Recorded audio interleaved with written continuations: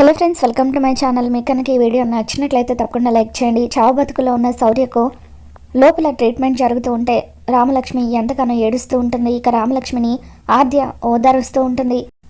కాసేపటి తర్వాత డాక్టర్ శౌర్య రూమ్లో నుండి బయటకు వచ్చి ఆయన కండిషన్ చాలా క్రిటికల్గా ఉందని చెప్పి అంటూ ఉంటారు. దాంతో రామలక్ష్మి, దయచేసి అలా అనకండి డాక్టర్, ఎలాగైనా సరే శౌర్య సార్ బతకాలని చెప్పి అంటూ ఉంటే మా ప్రయత్నం మేము చేస్తున్నామండి, ఇంకా చెప్పాలంటే ఆయన బతకడం కష్టమే అని చెప్పి అంటూ ఉంటే ఇక రామలక్ష్మి ఎంతగానో ఏడుస్తూ ఉంటుంది.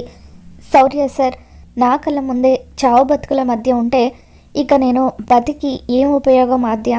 ఆయన చావుకి కారణం నేనే అవుతాను కదా, అందుకే ఆయన చనిపోయే కంటే ముందే నేనే చచ్చిపోతాను అని చెప్పి ఇక రామలక్ష్మి పరిగెడుతూ ఉంటుంది. వద్దు రామా, నేను చెప్పేది విను, శౌర్య సార్ తప్పకుండా కోలుకుంటారు, నాకు ఆ నమ్మకం ఉంది అని చెప్పి ఆద్య అంటూ ఉంటుంది.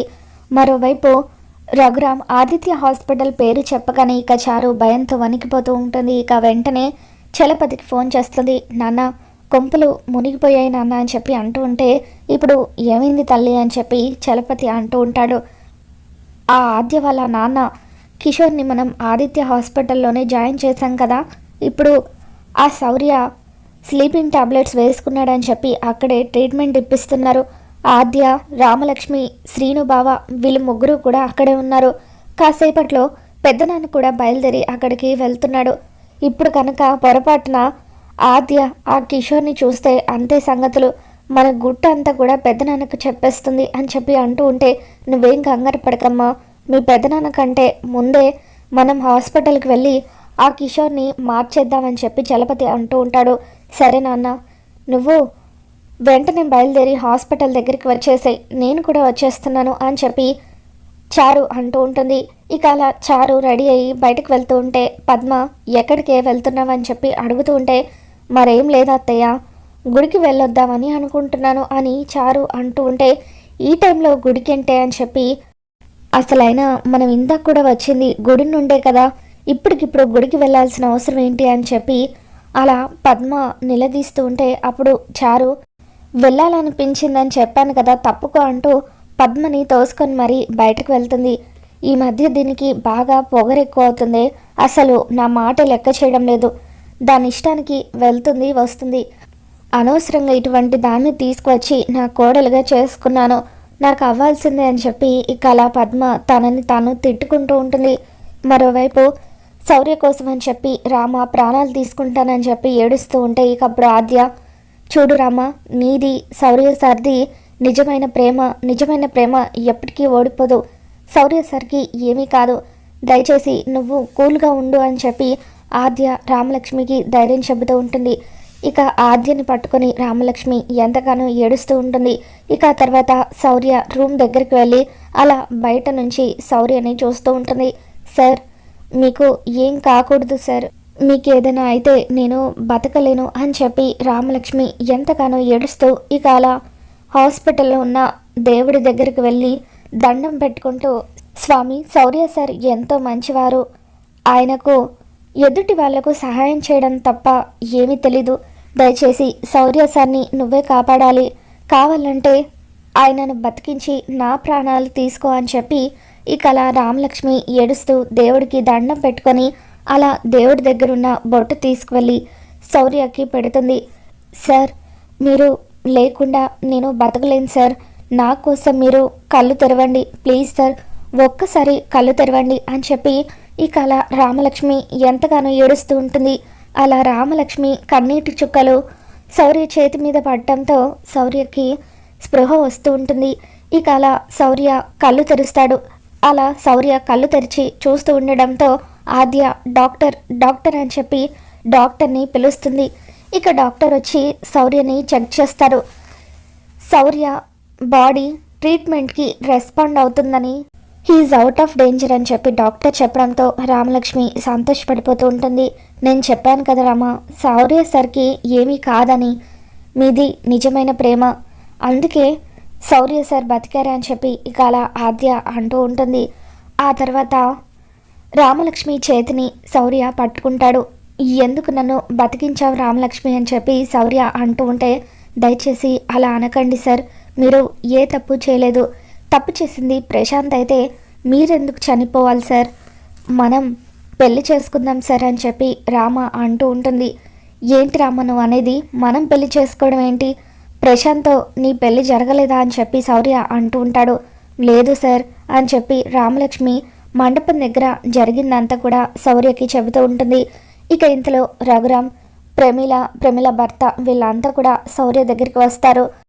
బాబు శౌర్య, నేను ఏ రోజు కూడా నిన్ను నా కొడుకులాగా చూడలేదు, కానీ నువ్వు మాత్రం నన్ను కన్న తల్లి కంటే ఎక్కువగా గౌరవించావు. ఇన్ని రోజులుగా ప్రశాంత్ గారిని వెనకేసుకొచ్చినందుకు నాకు వాడు సరైన బుద్ధి చెప్పాడు అని చెప్పి నన్ను క్షమించు బాబు అని ప్రమిళ అంటూ ఉంటే, అమ్మ నువ్వు నాకు క్షమాపణ చెప్పడం ఏంటి అని చెప్పి శౌర్య అంటూ ఉంటాడు. ఇకప్పుడు రఘురామ్ కూడా శౌర్యకు క్షమాపణ చెబుతాడు. బాబు శౌర్య, నన్ను క్షమించు బాబు. నిజమేంటో తెలుసుకోకుండా నిన్ను ఎంతగానో బాధ పెట్టాను, అవమానించాను. అందుకు నన్ను క్షమించు బాబు అని చెప్పి అంటూ ఉంటే, అయ్యో సార్ మీరు నాకు క్షమాపణ చెప్పడం ఏంటి అని చెప్పి శౌర్య అంటూ ఉంటాడు. నువ్వు కోలుకున్న తర్వాత నీకు రామలక్ష్మికి ఘనంగా పెళ్లి జరిపిద్దామని అనుకుంటున్నాను. దయచేసి నా కూతుర్ని పెళ్లి చేసుకో బాబు. నా కూతురు నిన్ను ఎంతగానో ఇష్టపడుతుంది. నువ్వు లేకపోతే అది బతకలేదు అని చెప్పి అలా రామలక్ష్మి గురించి రఘురామ్ అంటూ ఉంటే అప్పుడు శౌర్య కూడా చాలా హ్యాపీగా ఫీల్ అవుతూ ఉంటాడు. ఇక ఆద్య, శ్రీను వాళ్ళు కూడా రామలక్ష్మి శౌర్యల పెళ్లి చేస్తానని రఘురామ్ అనడంతో చాలా సంతోషపడిపోతూ ఉంటారు. మరోవైపు చారు, చలపతి ఇద్దరూ కూడా మారు వేషాల్లో హాస్పిటల్కి వస్తారు. ఎలాగైనా సరే కిషోర్ని అక్కడి నుండి తప్పించాలనుకుని కిషోర్ రూమ్కి వెళ్తారు. చారు మారు వేషంలో కిషోర్ రూమ్లోకి వెళ్ళడం ఆద్య చూస్తుంది. ఇదేంటి చారులాగా అనిపిస్తుంది. మారు వేషం వేసుకొని హాస్పిటల్కి రావాల్సిన అవసరం చారుకేంటి అని చెప్పి ఆద్య దొంగతనంగా చారుని ఫాలో అవుతూ ఉంటుంది. ఇక అప్పుడు కిషోర్ అక్కడే ఉండడం ఆద్య చూస్తుంది.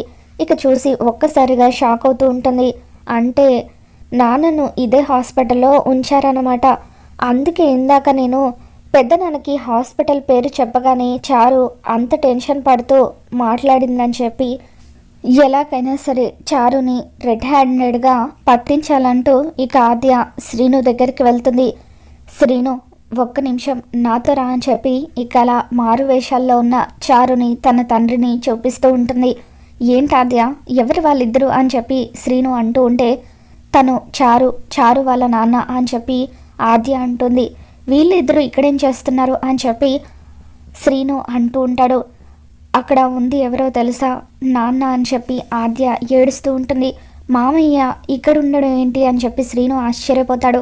ఇన్ని రోజులుగా చారు మా నాన్నని అడ్డం పెట్టుకొని నన్ను బ్లాక్మెయిల్ చేసింది అని చెప్పి అలా ఆద్య శ్రీనుకి నిజం చెప్పగానే ఇకప్పుడు శ్రీను ఇప్పుడే ఆ చారుని చంపేస్తాను అని చెప్పి ఆవేశంగా వెళ్ళబోతూ ఉంటే, వద్దు శ్రీను, ఇప్పుడు కనుక నువ్వు వెళ్తే మళ్ళీ ఏదో ఒకటి చెప్పి చారు తప్పించుకుంటుంది.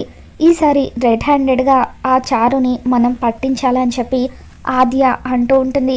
సరే ఆద్య అని చెప్పి ఇక అలా చారు వాళ్ళు కిషోర్ని స్ట్రెచర్ మీద తీసుకువెళ్తూ ఉండగా ఇకప్పుడు కావాలని Adya excuse me sister, medical shop ఎక్కడా అని చెప్పి ఇక అలా తనని మాటల్లో పెడుతూ ఉంటుంది.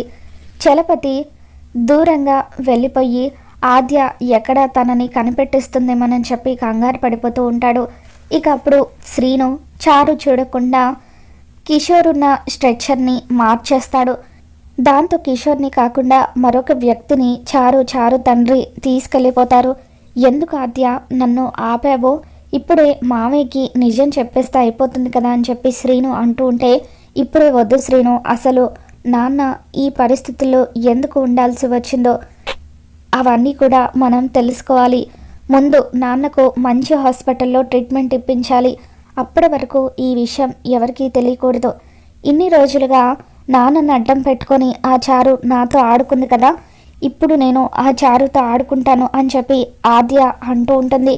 ఇక అలా మొత్తానికి ఆద్య అయితే కిషోర్ని కాపాడుకొని వేరే హాస్పిటల్లో కిషోర్కి ట్రీట్మెంట్ ఇప్పిస్తూ ఉంటుంది.